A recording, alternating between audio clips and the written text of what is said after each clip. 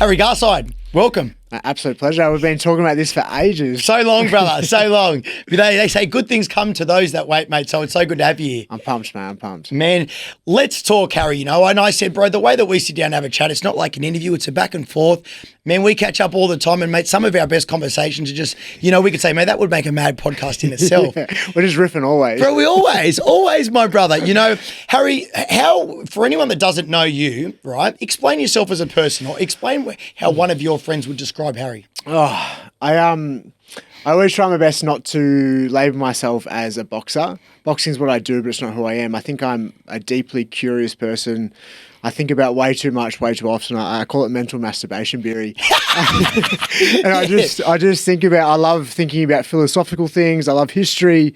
But then also as well, I started boxing at a young age, and that's probably the thing that I'm most known for. And started as a young boy, and it's taken me all around the world, 2 Olympic Games, also a professional boxer, had 3 professional fights, and loved the sport to bits. But as I said, it's what I do, it's not who I am. You said you're an overthinker. You called it mental masturbation. Just give me an example as to something that you'd overthink.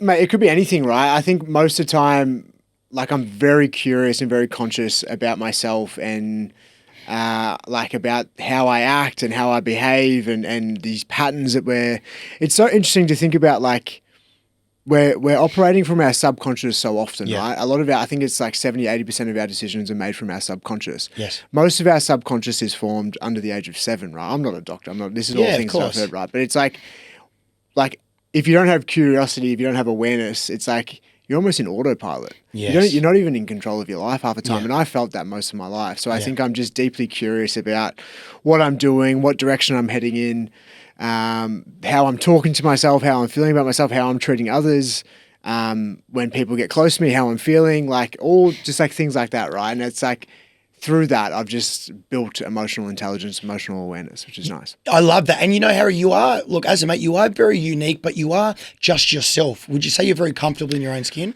Yeah, it's evolved over time. It's definitely evolved over time. I think, I just think like I am deeply curious, and I always love the fact that I'm still discovering more and more and more. And it's like, I don't like being put into a box. Yes. That's why, like, when you ask me who am I, it's like, I don't like being defined as one thing. That's right. And I think every human is that, like a walking contradiction, but we just don't get enough space or enough opportunity to explore other parts of ourselves. It's like, you know, you're a plumber or you're this or you're that. It's like we define people based on one criteria rather than knowing that, like, humans are complex. If you really delve into yourself or you delve into your family, like, you realize that, like, your dad likes musicals, or you're like, your mum likes, absolutely, you know, making things. Like, if you just really ask questions and be curious about the people around you, but more importantly yourself, you start discovering all these, like, weird, unique idiosyncrasies, which means you're open to growth.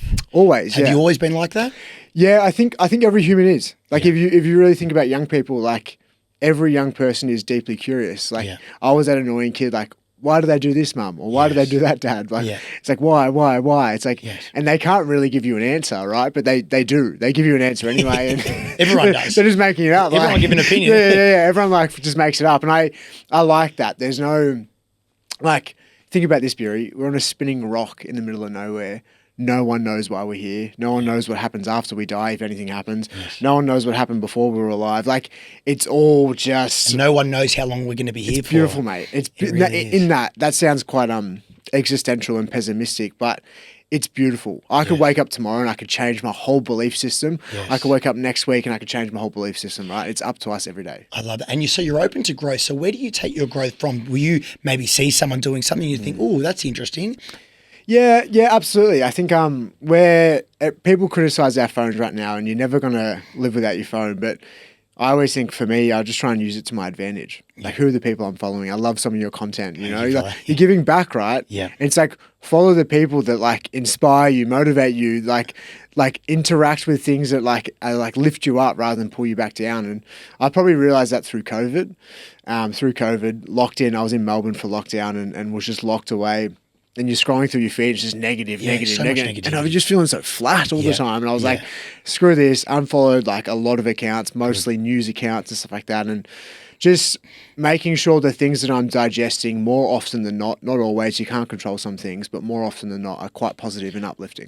Because the people that you watch can maybe change the way that you are. If you watch someone that's very violent on social media, that's your idol, you'll be like, oh, that's how I'll be. I push positivity and I love doing that. You know, and a lot of people that follow me, they go, mate, you know, you turn my frown upside down. You do put a smile on my doll. And I love doing that because I love smiling. You know, I believe, Harry, smiling is free therapy. Yeah, I couldn't agree more. It's the best. Like you think about like I did this one challenge once. It was amazing. So where you say a word and you force yourself to laugh, and you like instantly feel better, right? Just like having a laugh, having a joke, seeing good stuff, and it's like.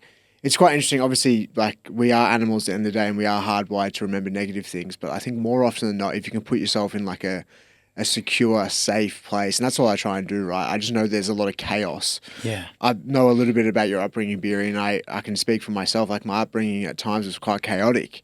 So then in that, it's like I'm just trying my best to create a more safe and secure and stable environment now in my life because I want to have kids one day.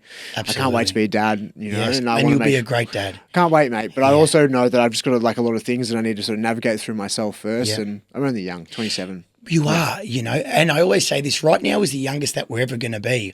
And every single day, you know, we can't compare ourselves to anyone else, which is what a lot of other people do. I believe that you can only compare yourself to the person that you were yesterday and try to be better than that person every single day. Yeah, it's the best. It's almost like that Matthew McConaughey has that thing. It's like, look up to the person you are in 5 years. Like, be motivated by that person. Yes. Like, who are you? Like, where are you walking to? Where are you motivated to?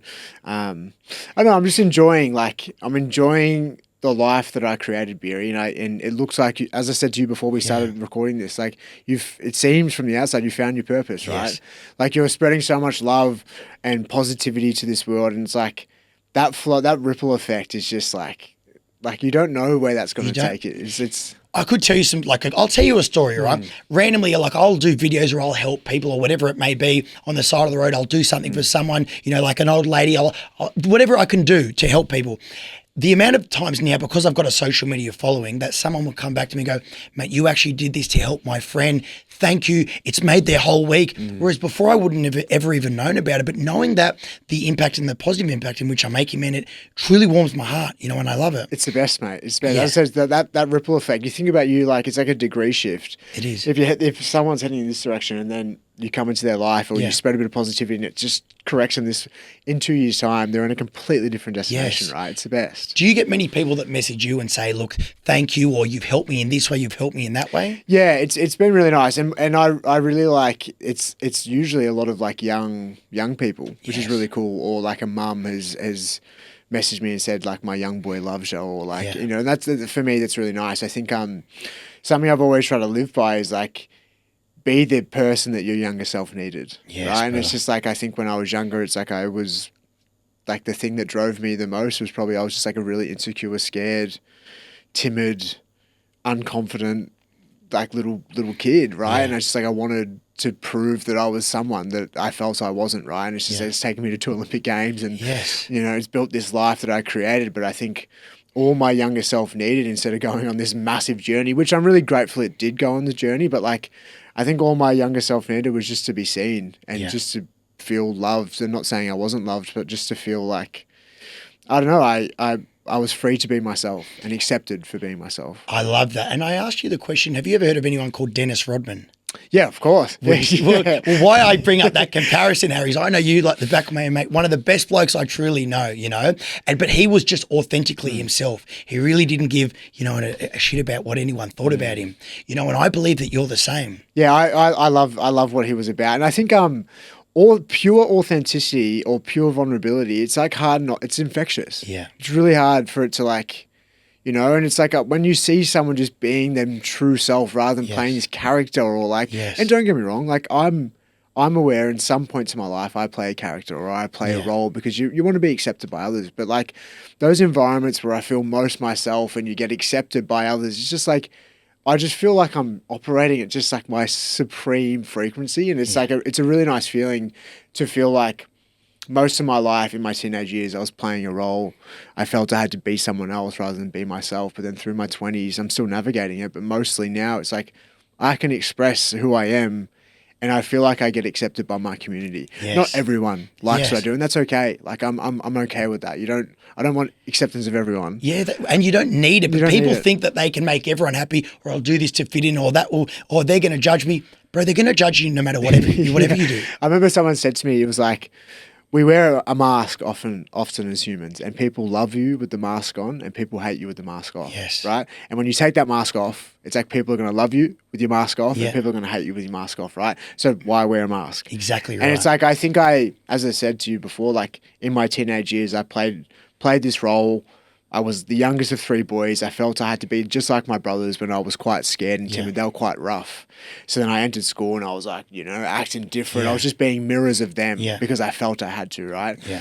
And then I just felt like I wouldn't say I hate the word anxious, but I felt like just tense most of You weren't being you. Just felt tense most of my life. And then I was like, I realized that around 16, 17, I had a few pivotal moments in my around 16, 17, and then it was just like a little slight degree shift. Yeah. And through that, probably the last sort of 10 years, I've just like delved into myself and I'm still working it out. I don't know who I am, but I'm being more myself more than ever each day. And it's like, that is really nice. And it's like, people love me when I'm doing that. Yeah. And people also hate me when I'm doing that. And that's, People that's are going to okay. love you or hate you no matter what That's you okay. do.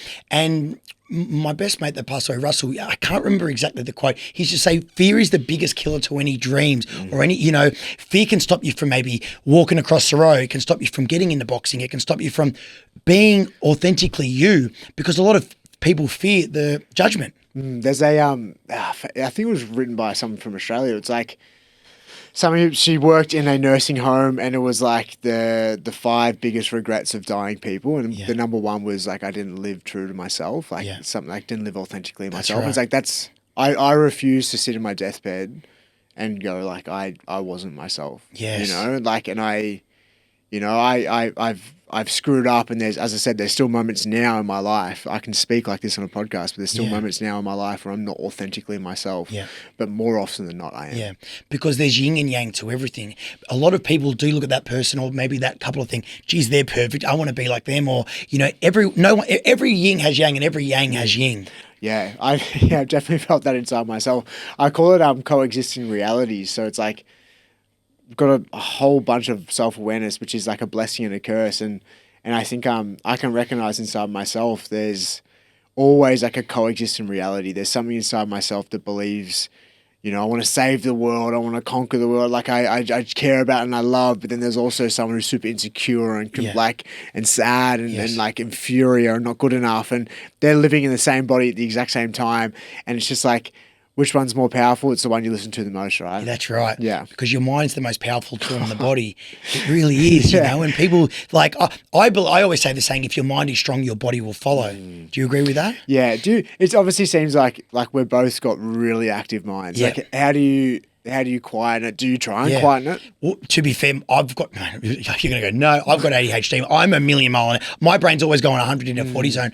I try to, but I've learned to cope with it. When I was young, and I've never spoke about this, when I was young, my mum's gave me the option. She didn't give me the option. She said, I don't want you to take your medication. I just want you to be authentically yourself. And when people say, would you medicate your kids, which I don't have any, my opinion would be, potentially, it depends. Like I know when I was at school, I couldn't sit in a class, I couldn't, focus, but I use my energy and I consider it now positive energy to its full potential now. And I am 100 mile an hour, but mate, I love myself. Yeah, I was gonna say it works for you, right? It does. It's almost like the best thing.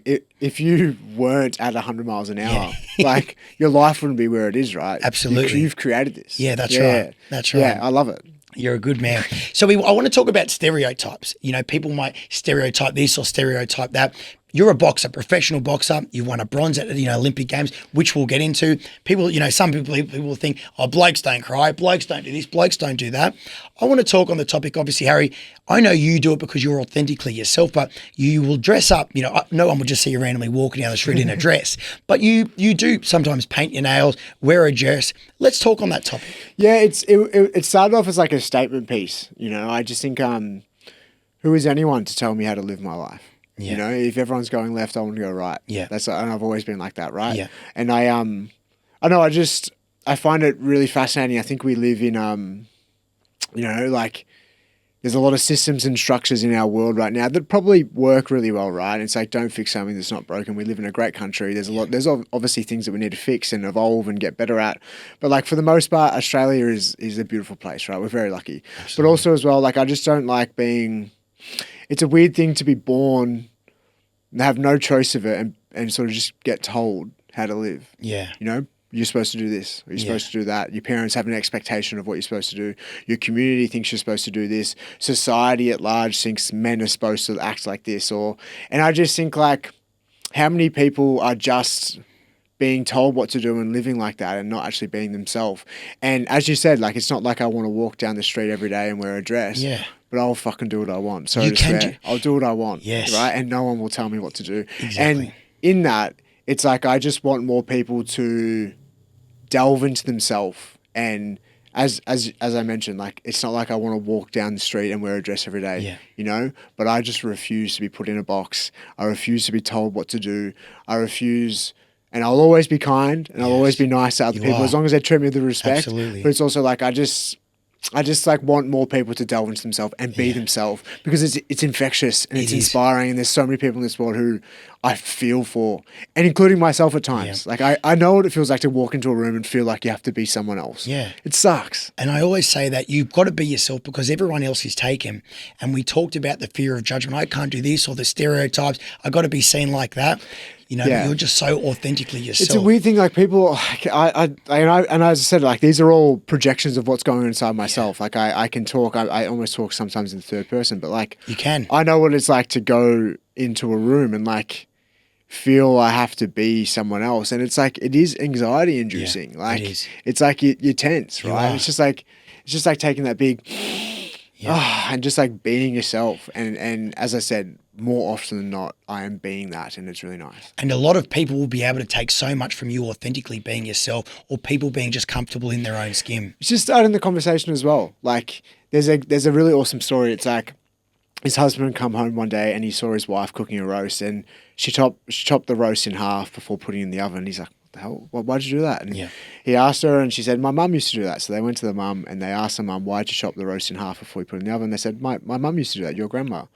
Grandma was still alive. She's in the retirement village. They went to the retirement village and they said, Grandma, why'd you chop the roast in half before you put it in the oven? She's like, back in my day, the ovens were this big, so we had to chop the roast in half. And it's like, how many people are just acting and living how they've been told rather than just questioning? It's like some of these things are probably still serving us and they probably still work, but there's so many things we could evolve and get better at, and just like we're not living how we used to live 1,000 years ago. And that's the beauty. We can be the pioneers of new ideas and new thoughts and new systems, new structures. I can relate to this a lot because growing up, like I've spoke about this, my dad was an old school knocker. He was an old school gangster, and I would never see my dad cry. So what would happen is I thought that was normal. You know, something might go wrong. I wouldn't see any emotion from him. And where I can see growth in myself is before I would never cry. I would never say I'm having a bad day. Whereas now we talk about that growth, and it's from more role models like yourself. Or in my situation, the message that I push is it's not weak to speak. It's okay to cry. It's okay to be vulnerable. If you need to cry, you need to speak to someone. Speak to someone. Where many years ago they'd say, "Oh, back in my day, men didn't wear dresses," or "Back in my day, men didn't cry." Yeah, it's and there's times for that, right? It's a weird thing to think about. Like imagine. I can't even imagine what it would be like to be in a war zone. And World War II wasn't that long ago. Yeah. Vietnam wasn't that long ago, right? That's a war that Australia was involved in. Like, it wasn't that long ago, right? Yes. So it's like I can't fathom what it was like in those times. I can't think about it. Exactly. Right? Yeah. So it's like I don't know what would happen if there was a war in the next 10 years. Like, probably my whole perspective on things would change, right? Yeah, but it's like we're so safe, we're so comfortable. So then in that, we can think about these wild ideas. So I almost have like, I always just try my best to have compassion and empathy for other people's ideas, because I am not the beacon of truth. Yeah, that's right. These are just my ideas right now, and I love listening to someone else. I love listening to people who don't agree with me. Yes, yeah. I remember asking my dad, right, he's pretty similar, a bit of a knock-around bloke, and I asked him, I was like, when I was going through the stage of like really exploring these ideas, painting my nails, wearing a dress, doing photo shoots, doing all this stuff, like really creating a conversation, right? And I asked my dad, I was like, do you agree with what I'm doing? He said no. And I love that. Yeah. Like, that's honesty. A lot of people wouldn't. That's honesty, right? And he's like, I never really thought about it. Like, what my dad would experience when he would go to a job site. He's a roof tiler, tradie. Yeah. He would go to a job site and there'll be blokes on the trade site going like, your sons are this, your sons are that. Yeah, of course. And it's like, it would be hard for my dad because he probably doesn't believe it either, right? Yeah. And it's really nice to have conversations with people who don't agree with me or like, and just explore and listen to them. Because as I said, I always want to evolve my ideas. I'm never saying I'm right. I'm just trying my best to be authentic and encourage other people to be themselves. And I can guarantee you now with the platform that you've got, a lot of people will authentically be yourself because you're in Sydney now. You're here with your missus you moved here for, or you're... Yeah, so I moved here in 2021 for a girl, and then we were together for 2 years, and we split, and then I've just been here ever since, mate. So it's such a good spot. Well, the way that we met, and I want to tell this story, is I'll tell you, like, obviously I've spoke to you about my struggles. You know, I've been through the addiction, but I did a lot of work on myself. You know, like I said, I could never open up if I was struggling. I'd bottle it all in. I was in rehab. It was obviously when not the last Olympics, but the one before that were on. We're all sitting around and they're like, and I was watching you fight because I'm a boxer. I love boxing, but I love sports in general. And anyways, and I remember going, oh, I love to lift people up. And I remember going to send you a message and I was like, oh, he's following me already. Do you remember that? Yeah, me and some of my best mates, we love your content. We've loved it for years too. I think I started following you like 2018, 2019. It was ages ago.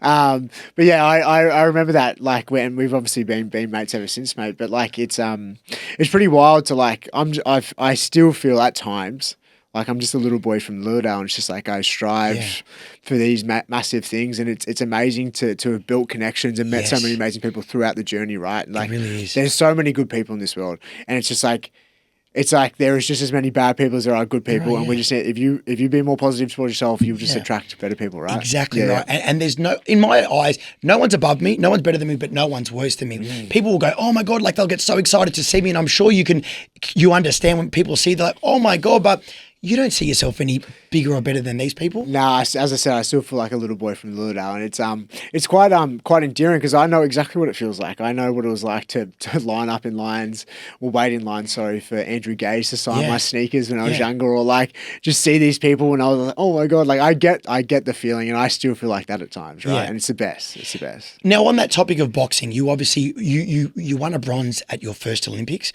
Talk me through that whole process. Look, tell me about your upbringing with boxing.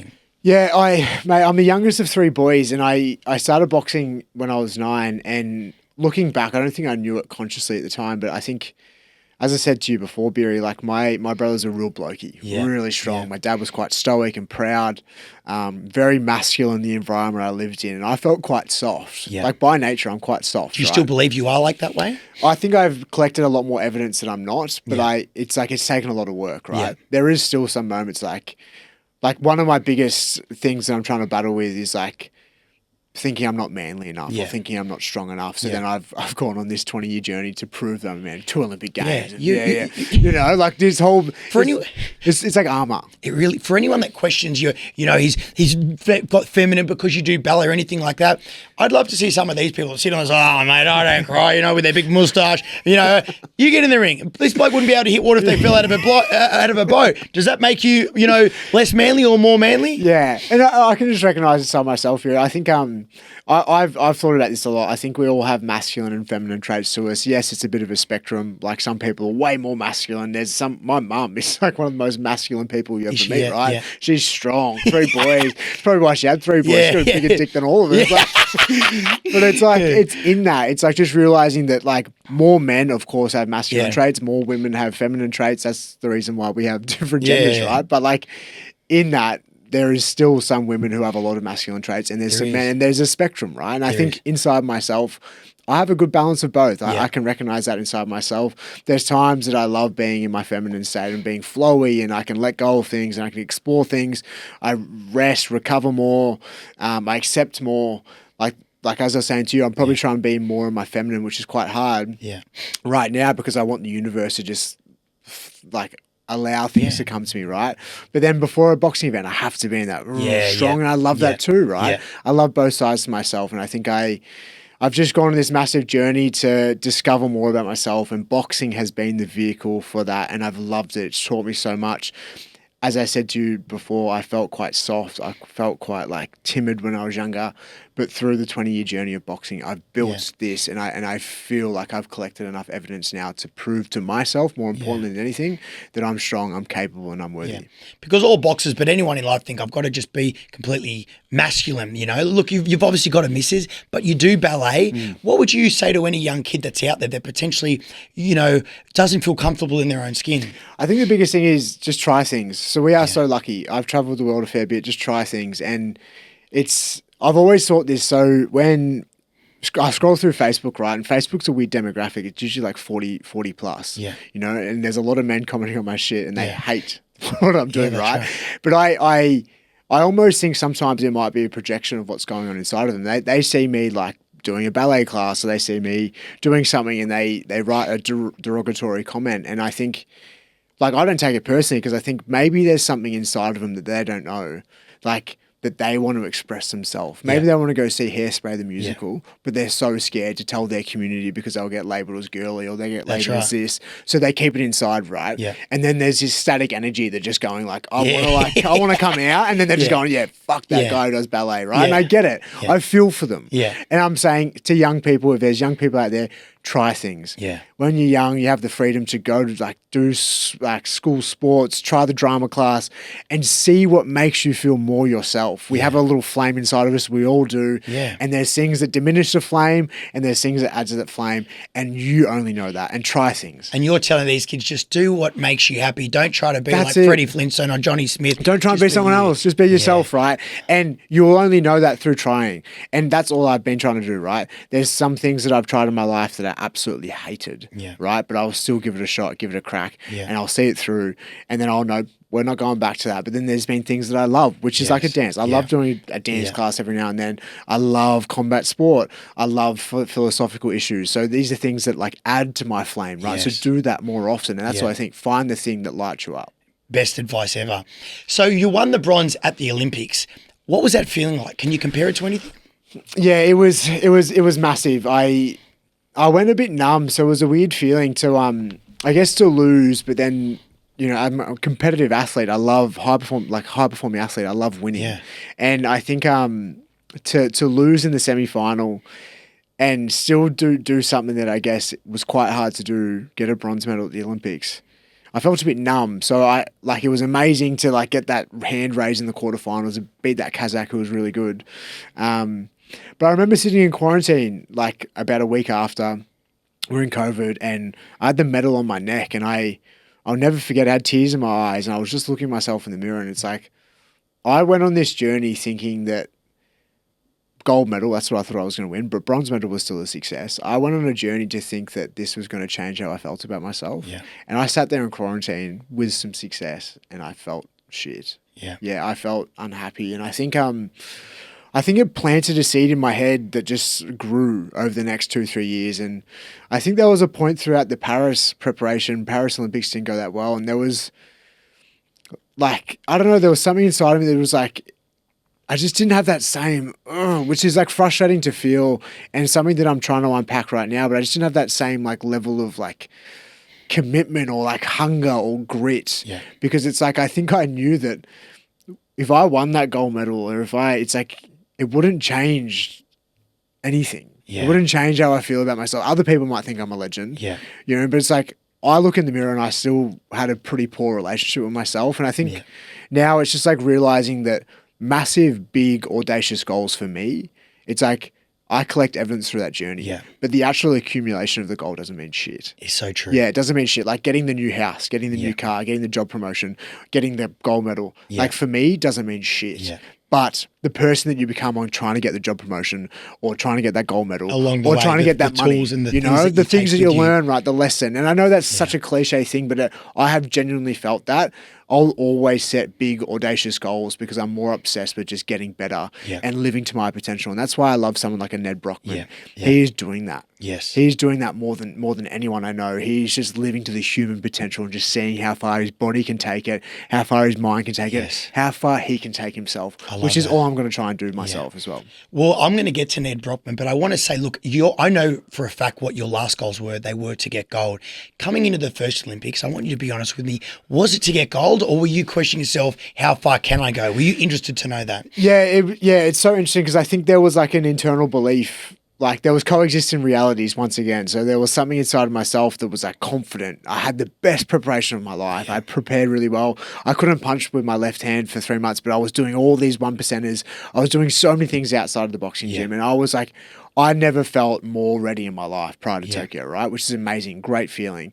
But then there was also a belief of like, fuck, I'm just a little boy from Lurdale. I'm scared, I'm timid. This like internal belief that I think I haven't fully conquered is Andy Cruz Gomez, who was the eventual gold medalist. I knew how good this guy was, and I was like, I don't think I had the capacity to beat him, right? I think he beat me before. Is this your last Olympics? Yeah, so in Tokyo. He was amazing, right? Cuban, gold medalist, exceptional athlete. And I think there was an internal belief of like, I don't know if I'm capable of beating him, and I come up against him in the semi-final. And I think I lost that fight before I got in, and just realizing that there was my limiting beliefs got the better of me in that. But I had the best preparation, and I think I was capable of mixing it with the best, but I think there was something before Tokyo in 2021 that just limiting belief, and I think we all have that, right? So true, because a lot of people can have expectations on themselves. Your expectation last Olympics was to get gold. The first one, was it to get gold, or it was just?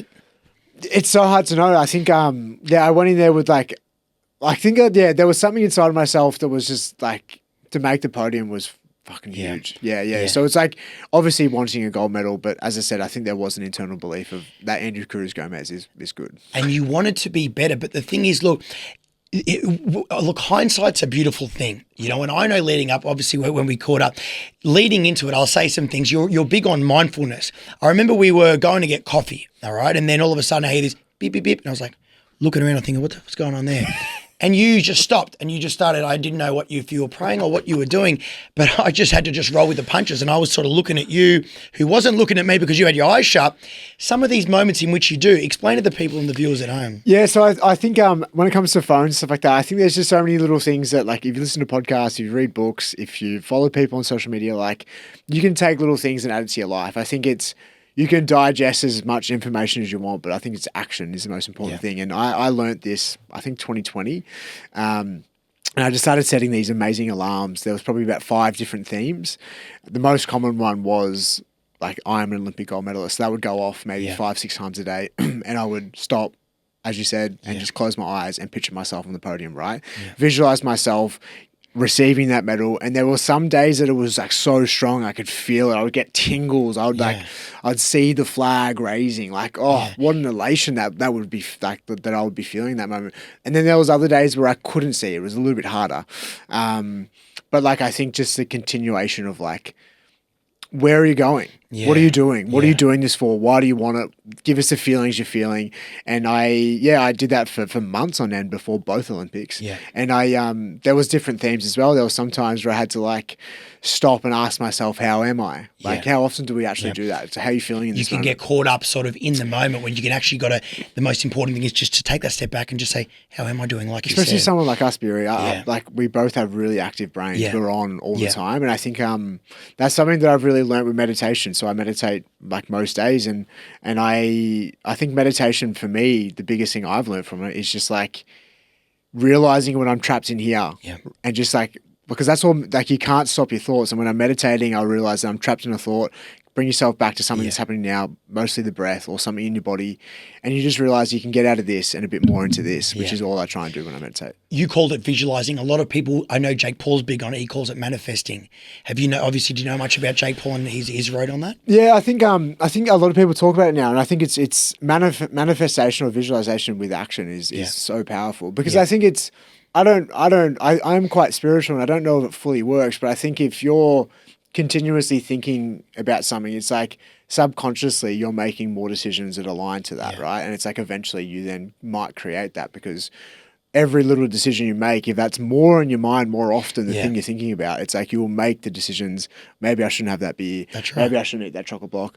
Maybe I should go to bed at this time. It's like, because it's subconsciously more decisions are made with that thought in mind. Now, when your last Olympics at Tokyo, you obviously didn't get what you wanted, and that happens. How was your mind? How was your headspace? Would you say that was some sort of rock bottom to yourself? It was, I think I wrote a poem about this, and I can't remember it word for word, but it was about like there was a part throughout the process like that I stopped caring. I think I went on this massive journey to get validation from. It started off as my parents. Like I wanted their approval. I wanted their validation. I wanted them to just actually see me because I felt like they were just stressed when they were younger. So like they were just trying to raise three boys. They didn't have much money, and I think in that the story that it sort of drove home in me was that like I'm unlovable. I'm not seen. I'm not validated. Yeah. So I went on this massive wild journey to try and get their validation. And I think eventually I got their validation, and then it grew to Australia. I started searching for Australia's validation. And I think I just stopped caring. Like as long as I had myself, and I don't know, I just feel like I didn't hit full rock bottom. I've definitely hit way worse spots. And I must admit, like it was, there's been moments since Paris that I was like in the depths of hell because I think it was more like a lack of identity. But when it comes to the result, it's like, I don't know. I didn't attach myself too much to that. Like as I think if that happened in Tokyo 3 years before, I think I would have been in dire straits. Yeah. Well, I just got off the phone with a mate of mine, Joel Camilleri. Hey, legend. And he's the greatest bloke. I love him. I was on the phone to him and he's saying, "Oh, look, I lost the fight." I said, "You know what, Joel?" I said, "Whether you win or lose to me, I don't really care. I support you. It's mad when you win, but I just care that you're doing your best. You're doing all right. You know what I mean? Because in life, I say to you, if I'm going to go corner someone or be there for one of my mates that fights or whatever, I say you're going to lose a lot more in your life than a fight in the ring." Yeah, I think it's like just setting that big audacious goal. Like there was times throughout that journey that I felt it was impossible, but then through the capacity of just training every day and like collecting more evidence that maybe I can do this, right? And it's like you start changing that belief, and it's like the person that I started was just like this small, scrawny little kid. Still quite scrawny. I don't know why the microphone must have turned up. But then, like through the journey, it's like metaphorically, I feel like I grew into a way bigger version of myself. And it's like I'm happy with that. Of course, a gold medal would have been fucking amazing. Yeah. Would have been so good, right? Australia's never done it, But like also as well, like I'm proud of showing up every day and showing up for 20 years, right? And really sort of like giving it what for and like growing into a better version of myself. I love that. And the big topic on setting goals, they say you aim for the stars, you land on the clouds. You aim for the clouds, you'll land on the ground.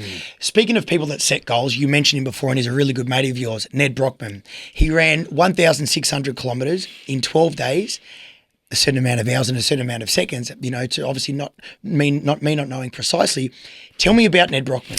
I think for me, he's just like the ultimate expression. So like I saw this quote, it's like the opposite to depression is expression. I think what he's doing is the ultimate self-expression, right? Yeah. He's just living. He's in his body. He's sending his body. He's doing things that are like you think are unfathomable. Yeah. And just to see him like in those moments when he's doing these major runs or like major challenges, he's just so in it and just trying to live to human potential. He knows his why. He knows his purpose. He's obviously super passionate about the charity that he's raising money for. But then also as well, I think his biggest potential goal, you'd have to ask him, but would be just like seeing what he can do, seeing the human potential. And the human potential is beautiful. Yeah, it is so beautiful if we give ourselves the capacity and we stop these limiting beliefs. And I can't talk. I've got a lot of limiting beliefs, but I am constantly in combat with them and in conflict with them because I want to do more. I want to strive for more. And being around someone like a Ned Brockman, he is just in that. Having friends around you that elevate you is a huge thing because a lot of us, we don't actually go to our full potential. We might think, for example, I can only run 1,000 kilometers, where realistically that's your limit that you put on yourself, where you can run a whole lot more. Now he obviously set this goal, and I know we talked about it before. If your mind is strong, your body would follow. He had that mindset where he's like, "Fuck it, I'm getting it." I think it was all just like saying you're going to do something and like honoring your word. And I've felt that in my life, and I don't know if you can also relate to this, but in my life, the times that I've been in pits, like really struggling, it's like when I've continuously said I'm going to do something and not done it for like a long time, right? And then you stop making promises altogether because you don't have your own word, you don't have your own back, you think you're full of shit, right? Yes. But then the times that I've been my best before an Olympic Games or moments in my life where I'm just in sync and flow and in like really committed to myself, it's like when I have consistently for a period of time upheld those promises. I'm going to bed at this time. I'm meditating at this time. I'm following this diet. I'm not drinking at the moment. Like when I'm continuously doing that for a long period of time, you feel so strong and so powerful. And I think it's always up to us. Like make those. And I always think that's like for me when I'm like. Something that's always helped me is like I fast for 24 hours and I'm really in the pits. Yeah. Because it's just like we all want to eat. I love fucking eating. It's the best. Self-doubt that comes back to, and I don't care who you are. You know, you could be the best looking person in the world or the strongest person in the world. You think, I can't do that or I'm not good enough. What do you do when you doubt yourself? And we all do in one way or another. It's a really hard question because I think for me it comes in like seasons and there's times where I like the doubt is really strong. Like and there's like that famous quote, it's like we have two wolves inside of ourselves, the good wolf and the bad wolf, and the one that's the loudest is the one that you feed the most. And there's times where that limiting belief, that dark wolf, that doubt, that fear, the shame, the insecurity, the inferiority, like is really strong because I'm feeding that more often and I'm not upholding those promises. But I think as I said before, I think fasting has always been like a really good reset for me. Fasting is maybe not for you, but like how often do you do that?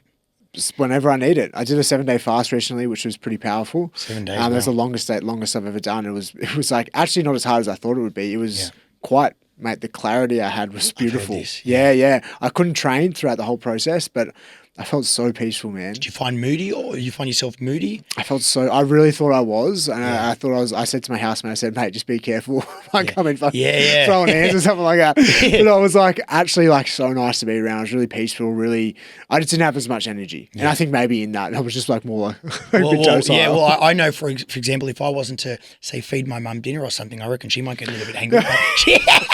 She might get used to it. I'd say, well, that's one punch I wouldn't want to take, that's for sure. But I want to talk about the uncomfortable challenge, Harry, that you always do. Now, you set yourself goals, ambitions, you know, on your shoulders there's an I can and there's an I can't. And I believe that you personally decide what you focus on more. If you think I can't do something, you won't be able to. But if you focus on the I can, I guarantee you can. Yeah. Now, tell me about some of these uncomfortable challenges that you did for yourself. Yeah, so I started at the start of 2019. I just completed my 71st, which is wild. I think it was 71st. Yeah, 71st challenge, which is so wild. So I've been doing it since the start of 2019. One challenge a month, things that make me uncomfortable. Yeah. And the reason I started was purely to get better as an athlete and win a gold medal. Yeah.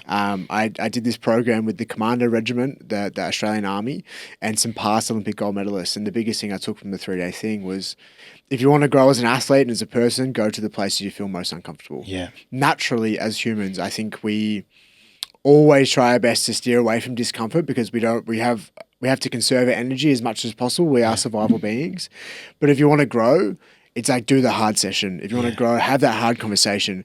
If you want to grow, do something that makes you feel a little bit, right? Yeah. You know, like, because I always think like, choose hard right now and it'll be easier in the future. You choose easy now, it'll be hard in the future, right? It's exactly right. Exactly. So I think of some of the challenges I've done, this is bloody hard because I love to talk, Beery. 50 hours, no talking. 7-day fast, I was last month. Had some really hard conversations with my dad.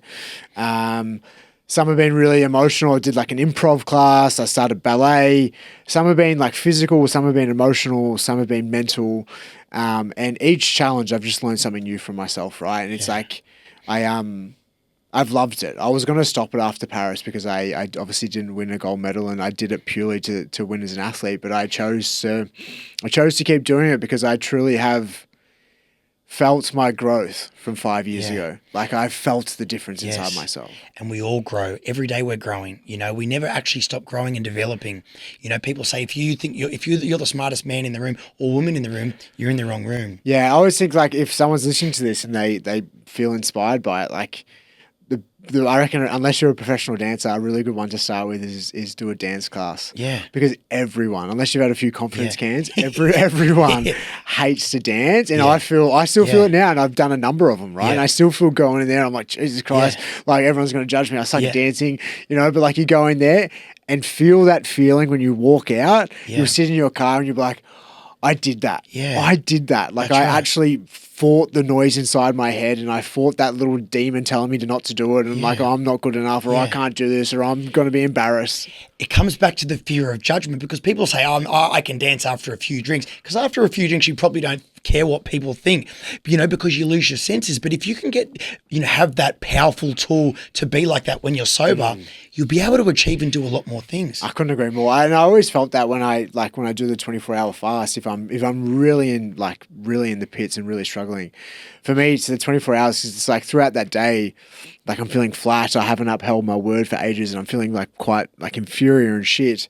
And throughout that day, it's like I'm having all these voices, but I'm like, no, I've committed to this. Yes. I've owned it. And at the end of the day, when I accomplish it, just that feeling. Yeah. That feeling is like, I've got my word back with myself. Yes. I said I was going to do something, and I fucking did it, which is really important. I love that. And when you set yourself out goals and you can achieve things like that, it is a good thing. But not all the time when we do set ourselves goals, are we able to achieve them? So for anyone that is to set themselves a goal and they don't achieve it, what's some advice that you give to these people? Oh,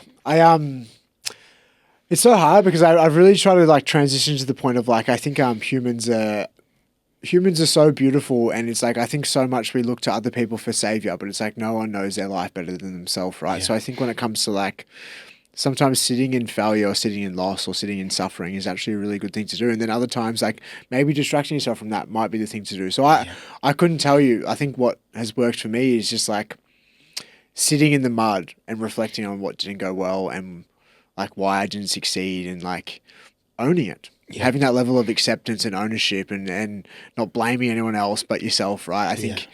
I think when people are kids, it's a different story. Like you can't choose the environment you're in. You can't choose your parents. You can't choose your friends, right? Or your school. But I think as adults, like through awareness, it's like, it's up to us. Yeah, it is. Yeah, it's like ownership. Own who you are, accept who you are, and grow and evolve. It's not anyone else's fault. I love that, Harry. Now, you are doing a lot of charity work. You're a big advocate, obviously, for mental health. Is that the main thing, the main message, and the main charities in which you work with? Yeah, I've just really care about young people. Like I really do. I think, as I said to you before, Beery, at the start, like just be the person your younger self would have needed. Yeah, and I think I don't know. I feel like I could imagine. I wonder what it's like with hardcore social media and technology, and what it's like to be a young person. It would be pretty wild at the moment. I think every generation has their own struggles, but the biggest message is it's so simple, and the reason why I paint my nails is like, just explore yourself. Yeah. Be curious and explore yourself. And I think when you're living more authentically yourself, it's like you also don't really care about what other people do. It's like, do what you want, just don't hurt other people. That's so true. Don't hurt other people. You see, I had a comedian which reached out to me. He goes, mate, I love your stuff. He's a great bloke. His name's Nick. And he goes, mate, I've just done a show in Melbourne in which I helped him obviously push to get more people forward, because I'm a big advocate for mental health. Any charities in which I can help, I know they're going to be able to help someone no matter what they're doing. He reached out to me, and he's a great comedian. He works for a charity called Beyond the Banter, and he said, Beery, do you want to come on this show next year when we're in Sydney? I said, 100% I will. I said, what made you get into it? And he said, well, I'm a comedian, but I actually got the anxiety speaking in front of people. I said, that's ironic. But he goes, it's a perfect point for anyone that's out there.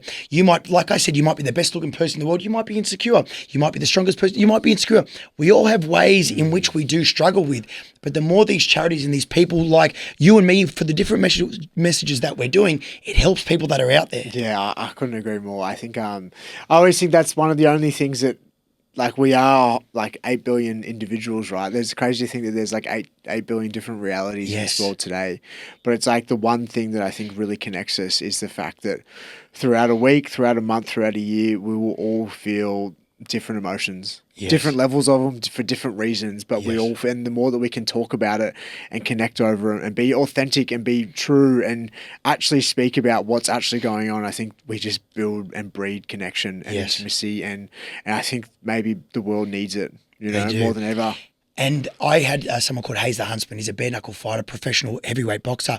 And we had a good conversation about mental health. What might work for you might not work for me. And his way of dealing with his mental health is he does it through his purpose, where I said mine's through communication. It's actually by showing my vulnerability and having one of my friends there to help me to be able to talk me through it. And it was good having that open topic, where a lot of people that follow one another, they might think, I've got to be like that. Well, you don't necessarily have to. You just be and do what's good for you. Yeah, it's so true, because that's the thing. Like, I've felt throughout myself when I was younger, because I wasn't being myself. I wasn't being authentically myself. I feel like I would criticize other people so much more because I'm like, I felt shit. I was like, I feel, because I'm not being myself, right? Yeah. And then the more level of acceptance and curiosity and ownership of myself, it's like, I couldn't care less what anyone else does. Like, be yourself, enjoy it. Like, and even if you're not being yourself, just be kind. Like, just do whatever. Just don't be a dickhead. Just don't be a dickhead. Because I believe that the people that are so worried about other people, what they're doing, the judgmental people, are people that are just the people that need to do more work on themselves. But I try my best, because for me, it's like it's like even like a young kid, right? I felt this at school. I was like a little bit of a rat bag, only because I was trying to be more like my brothers. And it's like, I think, you know, like the people who are fucking up at school or messing around at school, sometimes they're the ones that just need like acceptance the most, or like a hug the most, or just like, rather than being demonized, or like, and for me, those people who comment on my stuff, all these hateful comments, it's like, man, I feel for them. Like, I like, do you want a hug, or like, what do you need? Like, I'll give it to you. Like, because I try not to take it. I used to take it. So I used to write back comments going, of course. Yeah, that's right. That's right. But now I'm like, oh, no. That's have a different perspective. And it's like, those people need something. What do they need? They need to do work on themselves. Of course. Or they just need someone to just like, look at them and like, and acknowledge them and just shake their hand and like, you know, I don't know exactly what, every human's different. Exactly. But everyone is different, but they definitely do need something. Of course. I believe they just need to do the work or find themselves in one way or another. Yes. And we speak on the topic of people having an opinion. Australian boxing at the moment, where do you think it's at? Mate, it's in the golden era. So I think we're so lucky. Like, obviously, like when I grew up, Chalk and Danny Green were like massive when I was younger, but I just think like there was like a little bit of a lull after that, and then now it's just like what's going on? Like Paro, Opataya, what Cambosis has done. You know, there's some Teramawani went to the Olympics for me. He's going to be massive. He just signed with Matchroom. Like, there's a lot of exciting things happening in Australian boxing at the moment, and I'm just grateful to be 27 at this time. So good, like in the prime. You know, you are in your prime. You know, you get a lot of people think, oh, he's just an amateur fighter, but mate, you're a fighter. You know, whether you're fighting inside the ring, outside the ring, we all fight. What are your goals moving forward with your professional career? Yeah, I'm not sure. I said to myself post Paris, mate, I think there was something inside of me, like I went through a stage like post Tokyo 2021 where I think I don't know if I lost the love. I don't know if I had too many fingers in too many pies, or I don't know what it was, or this fame. I don't know like what happened, but something happened, and I lost the reason as to why I was doing it. Like, and there was so many positive reasons as to why I chose boxing, and it's something that I love. Like, I truly love the meditative state, the combative nature of like going in there mano v mano. Like, I love that, the honor, just like that feeling the fear, but then still facing the fear, right? And I love that, and I lost it between the two Olympics. And I said to myself post Paris that I refuse to go to a boxing gym until there's a young kid inside of me calling, screaming, get back to the gym. It took 3 months, Beery, and I was like, fuck, I might not ever get it back. And I might have to go dedicate my time to something else, right? But then 3 months went by and I felt that young kid calling me. And I think as long as I'm moving with passion and listening to that young kid who wants to be there, right? I remember being the most annoying kid to my parents, like, fuck, can you give us a lift? They're like, nah, they're on the piss, or like so I'm like, oh, screw you. I'm like 12 and getting on the bus myself, like, you know, like just because I wanted to be at the boxing gym, and I think I lost that for a period of time. I was doing it for other reasons, and at the moment, I have no idea what I'm doing next in my boxing career, but I'm doing it for love right now, and I think the answers will come to me in time. And that's so true. That and me sitting here listening to that means that you're in a good place, because you know your mum might say do this, your dad might do that, your neighbour might say do this. If you listen to everyone else in the world, which it's so easy, especially having social media, you'd go bonkers. But a lot of people do that, and when they do that, they think, oh, I want to try to keep everyone happy where they can't. The person at the end of the day that you need to listen to is yourself, and that's what you're doing. Yeah, it's been, mate, really nice, as I said, just to feel that passion again, to feel that love. And it's like, I could quite happily never fight again, right? Because I just love being in the boxing gym. I think it would be very hard to walk away at 27, but like, because I love to fight. I love that animalistic nature that, like, mano v mano, let's like ego versus ego. I love that. It's so primitive and pure. So it'd be very hard to walk away from it. But as I said, I would be quite happy if I never fought again. But as I said, I'm 27, still young. the passion's still there. So I don't think it'll be the end. You just roll with the punches, my man, and you just keep doing you, mate. And whatever you do, mate, I'm here to support you and on the sideline. You know what I mean? Cheering you on, my brother. Like I always say this, my best mate Russ to the past, so he'd say, I'm there on the sideline with the pom-poms out. I'm cheering you on. I love you, Beery. I love you mate, too. Such a supporter, bro. And I genuinely appreciate you. No, I appreciate you too, my brother, you know. So on the topic of boxing, Australian boxing, there's a whole lot of good fighters out there at the moment, and you are definitely one of them. Give me your 3 top fighters in Australia at the moment. The current ones? Yes, current. That's a good question. Terra I think watch the space. I think what he's going to do on the world stage, he's a big super heavyweight. Like he's massive, he's quick, he's agile. I think what he's doing is genuinely exceptional. Liam Paro obviously took that loss on the weekend, but I just think like just a boy from Queensland, just like he seems like a bloody like Aussie ochre bloke, and just straight up, you know, like took some pretty hard fights and love it. Like went the hard way. Oh, the third would be hard. Like I guess you got to have honourable mentions of like what Cambosis has done, Tim Zhu, Justice Honey, one of my good mates, Jason Waitley, also a good mate. But probably. So this is you trying to squeeze like a top 8 in the NRL into like a grand final. I'm a smart man. Just say everyone smart, you know what I mean? Like, what about me? Don't worry, mate. I mentioned you. The third one, just because she's like my sister, mate, and I think she needs more love. She's the first female to medal for Australia, Caitlin Parker.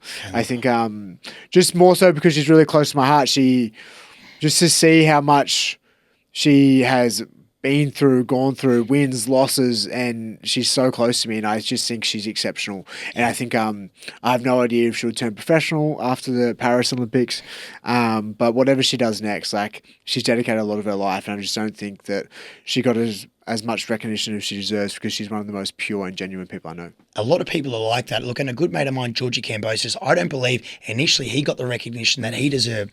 But we talk about wins and losses. In life, you're going to cop them, you know, inside and outside of the ring. I want to talk about Tim Zhu. Give me your perspective on Tim Zhu and what you think he should do from here. Yeah, it's a good question. I think I love that he chose honour.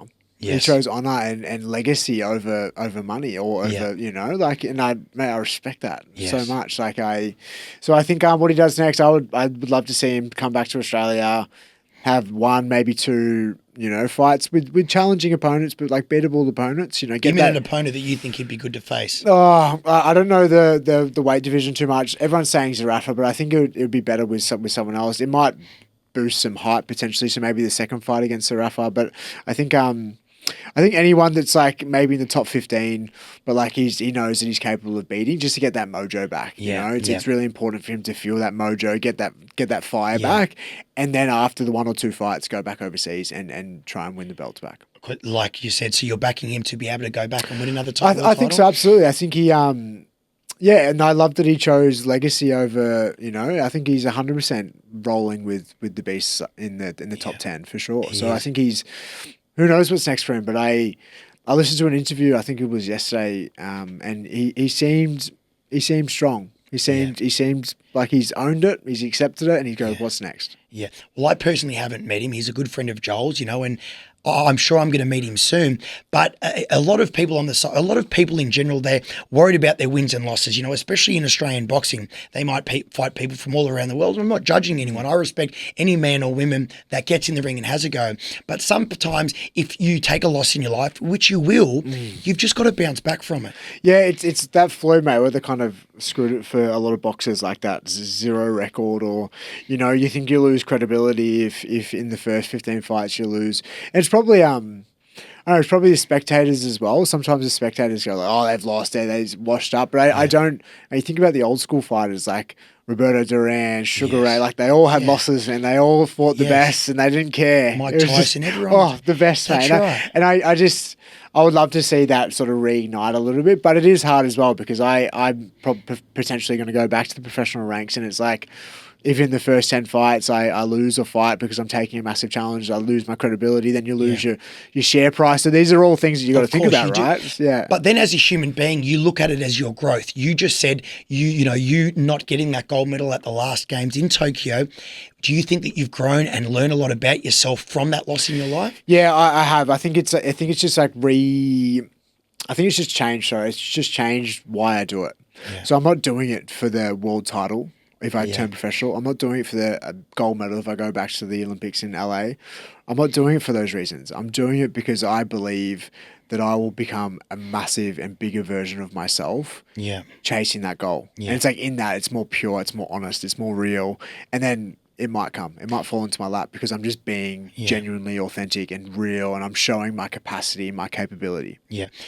This is off the cuff question, but if you were to go back and fight, is there a name that you'd like to fight? Because I know everyone's saying, I want to fight Harry. Of course you do. Who's someone you'd like to fight? Yeah, I think it's more, mate, I'd love to, I've got him tattooed on my leg. I think Vasily Lomachenko would be the best, right? Like someone who I looked up to, and it's like, what's that saying? Train until your idols become your rivals. Yes. Yeah. Well, I want to say on the topic of that is George Kambosos. That's someone who he always idolised, and then he did end up fighting them. It's huge, isn't it? It's huge, and I love that. Like, I truly think Lomachenko revolutionised the sport, like in the sense of like, it's crazy to think that some of the footwork stuff that he was doing, yes, there was some other fighters that were doing it, but I think he really revolutionised it. And it's like young kids are seeing that. In 20 years' time, they're doing the moves, they're making the moves better, right? Yeah. So in 20 years' time, the boxing game's completely different because of that one man. It really is. Yeah. And that's someone who's not afraid to make a change or do something different, and how a lot of positivity and growth stems off the back of that. Of course, like he's my inspiration for starting dance. He did traditional Ukraine dancing and did like a whole bunch of combat sport, and I don't like had some unique training methods, and like they did these reaction things. He was holding his breath. Like these are some like things that outside of the box, not many. Like a lot of boxing is like old fashioned, old school, and people are like, nah, don't fix something that's not broken. He was just doing these wild things, right? He was doing him. Yeah, I loved it. And it worked for him. It worked. Exactly right. We spoke about having fingers in pies. I know before you had a lot of fingers in pies, but you still do now. You obviously went on the show, I'm a Celebrity, Get Me Out of Here. Tell me about I'm a Celebrity, Get Me Out of Here and the challenges and obstacles in which you faced in a scenario like that. Yeah, it was wild. I got a bit of criticism for taking but I'm like, mate, I never thought in a million years that my boxing career or like, I don't know, like that I would be bumping shoulders with someone like a Peter Hallier who I watched on Rove when I was younger. Hilarious. Mate, like it's so wild to be doing, to get offered that. And I was like 24, 25 at the time. Like, I don't know, I was just so grateful. I was really grateful. And to be locked in the jungle for a month with a whole bunch of people who I built these really beautiful connections with, and to be eating like cows' testicles and, you know, not cows, fucking bull testicles, like wild stuff, right? It was really, really cool, really unique. Loved it. Well, why I say it is because there's a lot of eating challenges that are on there, where if say I was to bring someone, you know, bring something like a cow's testicle home for someone, they'd be like, I can't eat that. Where realistically you can eat that, you know, but it comes back to I can't do this. You're having the I can and the I can't on your shoulders. It's so interesting because I remember I lost, so I fight at 61.2 in the professional ranks, and when I left the show, I was 59 point something. Like I got under my fight weight, and I was really skinny, really, really skinny, and I remember when I was like hoping to get picked for the eating challenges. I'm like, fuck, I need some nutrients. I need some food. Give me some. I'll eat anything. I'll eat anything. I mean, I'll lick my mum's ass. I'll do anything. I'll do anything. I can imagine. I was just like just needed some nutrients. Like I genuinely just needed some nutrients. So when I got the eating challenges, mate, yes, it was disgusting, but I was also like, fuck, how good is this? Nutrients, yeah. Like, and they wouldn't be making you eat something that you weren't allowed to eat as well. Yeah. And that's the thing, mate. Like I think it's a level of comfort. We live in so much comfort in Australia, and it's like we're so lucky. I've traveled all around the world. I lived in the Philippines for 6 months, and I'm so lucky to live here. And I just really grateful. Yes, at times I probably take it for granted, but like, mate, to wake up every day and be so close to the water, or to have the sun on my back, or to walk down, and there's no real hectic issues going on. There's no wars, no famine. Like, fuck, we're lucky. But regardless of the situational scenario, every day above ground is a day better than below it. I want to talk on the topic of fear because, you know, my biggest fears in life are sharks and heights. And, you know, why I could relate to that is because if I go in the ocean, I get scared. I go up high, I get my legs shaky. And, you know, I always thought, you know, I can be like that and then I'm losing. But you know what? I actually, in the last few years, I went swimming with sharks, and I went and skydived, you know, where I thought I couldn't do that. I thought, you know, my mindset was I can't, but then I can, and I went and did it, you know, and you feel a lot better for it. Yeah. I think when it comes to fear, I actually got asked this last night, like what is like something that I'm fearful of? And it's like in different areas I'm fearful of certain things. So in boxing I'm fearful of, you know, not leaving the sport, not achieving what I thought I could achieve. Yeah. In finance, I think I'm fearful of like being broke. Like like scared that like well, growing up, we didn't have heaps of money. We weren't like full broke, but I didn't have heaps of money. I think in relationships, I'm scared that I'll like die alone. Like, Yeah. or in life, I'm probably scared that I might end up like my brother. He was in and out of prison, battling drug addiction. When my boxing career's done, like I think that's like been a massive fear of mine. Like Yeah. just knowing that I have the capacity, like I've got Yeah. addiction runs in me. There's been times that I've been addicted to substance, been addicted to gambling, been addicted to sex, but Yeah. just knowing that that runs in me, just like boxing has always been my savior. But then when boxing's not there, what's going to save me? Like, Yeah. I'll probably have to just save myself, right? What's your biggest rock bottom that you've hit? Oh, mate, there's been a few. I haven't spoke about this before, but 2020 was pretty rough. So like COVID obviously ruined Melbourne and the whole of the world. Melbourne was in like a really hectic lockdown, and I failed to make the Tokyo Olympics early on. And so that was like March, and then we come home straight into lockdown, and I pretty much just like was just using substance just to numb myself. Like I hated myself in that period, and it just felt like a failure. I felt like my Olympic dream was just completely over. Like we weren't sure if the Olympics were going to happen. And I remember like overdosing in front of my mum, and that was rock bottom. Like just to feel like, I don't even really remember it, but I just remember like waking up in the morning and like looking at my mum and just like seeing how, like that was like a real turning point in me. Just like, Yeah. I can't keep like punishing myself or like hating myself or like if something doesn't go right. Like my whole identity was just wrapped up in that of being a boxer, and I felt so shit in that. Yeah. And I remember I got hypnotized, and like man, it's quite hooligan stuff, like being hypnotized. Yeah. But I remember getting hypnotized, and it actually changed my whole perspective on that belief or that addiction, which has been really cool to sort of experience that. Like I was like real skeptical at the start, Yeah.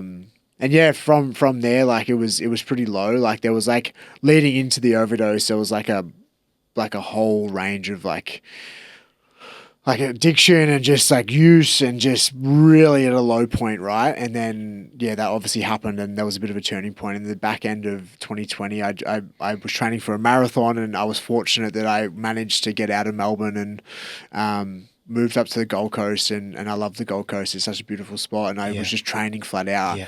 And I was lucky enough that I early 2021 got the spot for the Tokyo Olympics, and I was just full steam ahead. But 2020 was probably the low point. Yeah, Because you talked about talking about yourself in third person.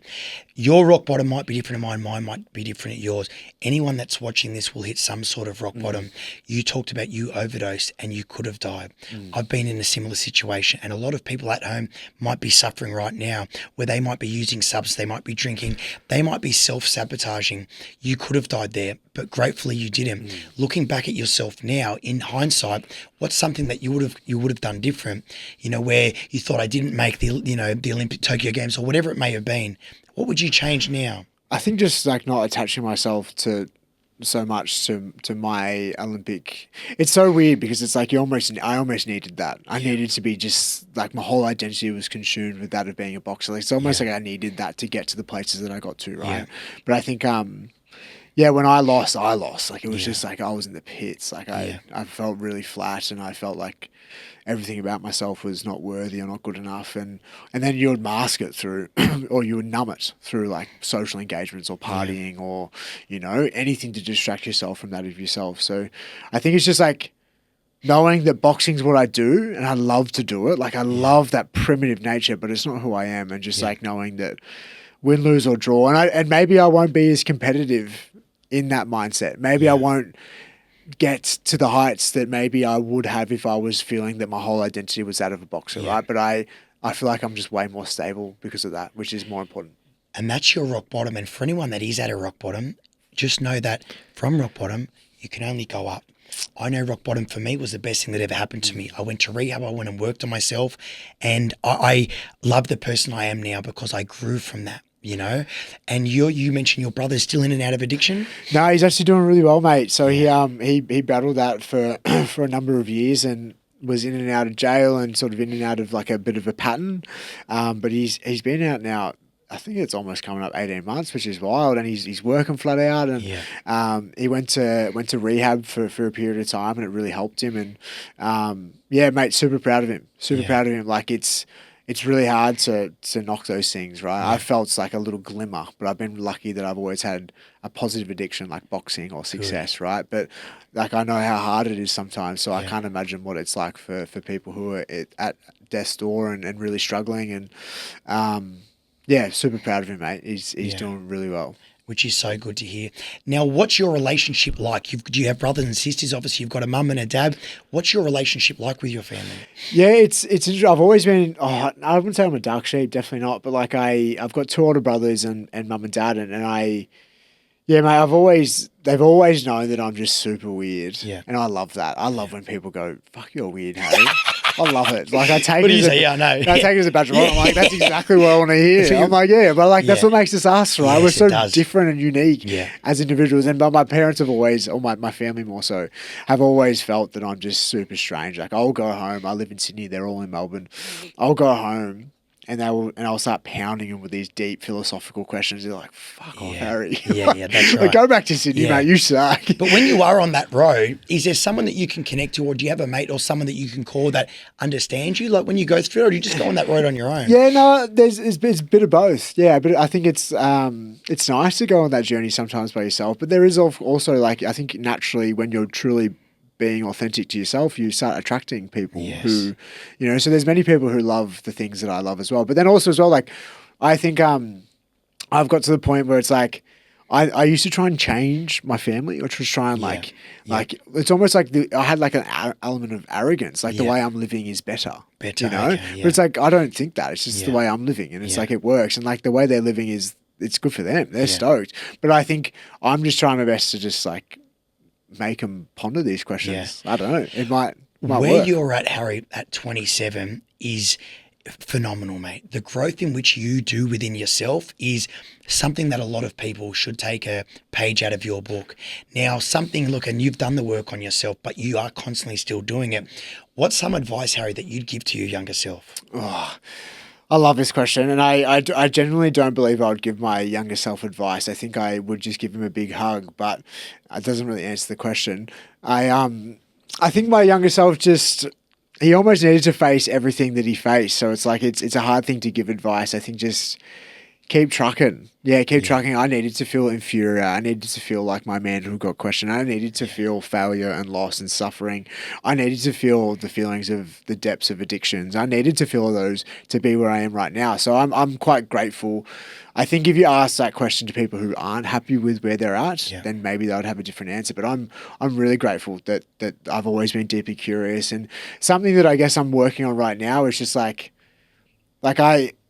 and maybe this whole podcast, I might listen back to it and go, fuck, the whole time I was just saying, do this, do that. So maybe I'm living contrary to this, but I'm trying to work on like just live about myself in the sense of like not narcissistic, not selfishly, but like always give back and gives other people, but like don't tell other people how to live their life. Yeah. You know? Because a lot of people do that. And a lot of parents might go to their son, do this. Or I know my dad would say, do as I say, not as I do. You know? And like you learn your lessons along the way. And sometimes making a mistake or whatever it may be can help you learn and grow. And it has obviously for you listening to some of the things that you've been through. Yeah, I just feel like there's a lot of people in this world as well who are just like, I don't know, these are the 5-step plans to happiness, or this is the diet you need to follow to be secure. It's like just I don't know, maybe listen to that if you're being authentic and just like posting about your life, being authentic and like being kind.